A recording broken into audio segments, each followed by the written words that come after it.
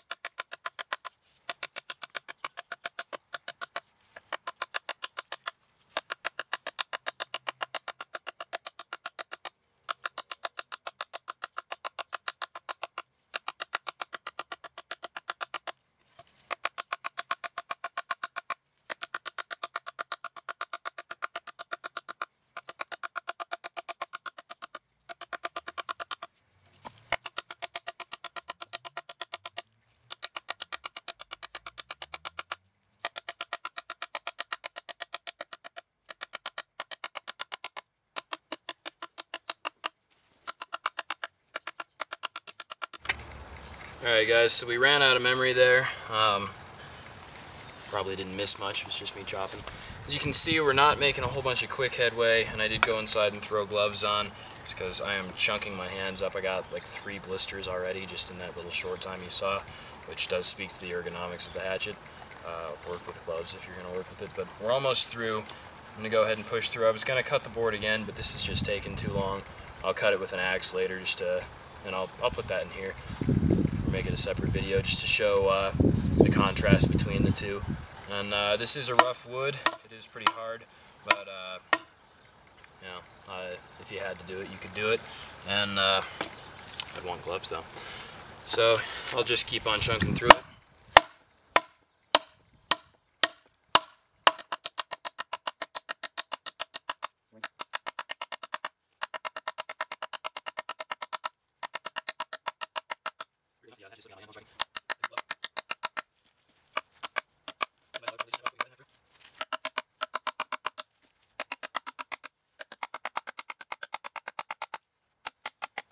So there's that. You guys have seen this hatchet do some chopping. Clearly not the best tool for this job, and it was weird, the problems I was having. Just getting the blisters and having the axe fall out of my hand. That's really too bad. As for competitive options in this category, I don't know. I haven't chopped it a whole lot, but we'll go ahead and transition into the fun thing in this video now. It is a review. I haven't had a fun thing in a while, but we do this time. This one's pretty good. And this axe, do I recommend it? I'll still say yes, tentatively, with the inclusion that I don't really know what else is in the price range. That's my fault, but SOG's a cool company. I don't have any of their knives yet for some reason. Same reason I don't have any Kershaws. But there's that. You guys have seen this in action. For an expedition axe, for light duty, I'd say sure, still go for it. I haven't talked about the sheath. Here's the sheath. It's just the ballistic nylon. It's nothing too special, but I've had it for a while and hasn't broken. So that's probably a good point in its favor. There's that. I've decided it'll be another video. I'll chop this up with just a hardware store axe and show you guys how much easier it could be with the right tool for the job. There's that. Heading into our fun thing. Hope you guys have enjoyed this video. Hey guys, for the fun thing at the end of the SOG hand axe review, I invented a game, and Chad's going to throw apples and eggs at me, and I have to try to cut the apples with the axe and punch the eggs with the brass knuckles, so that's what's going to be happening there. Wearing safety glasses for safety protection. So yeah, let's get started. I got more eggs. Okay, lob them now. Fucking asshole. Lob the egg.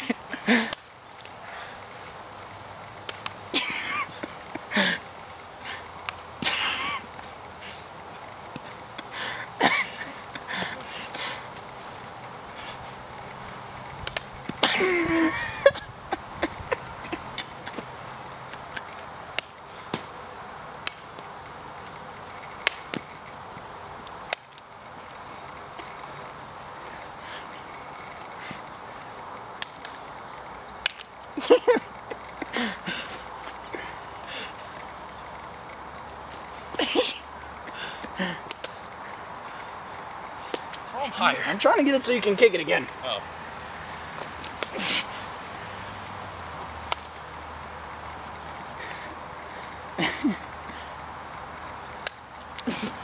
Alright, this should probably be the last one.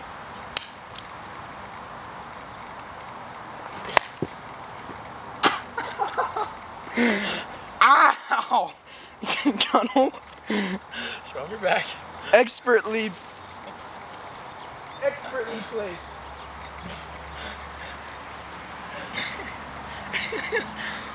So yeah, we hope you guys enjoyed this video. I didn't.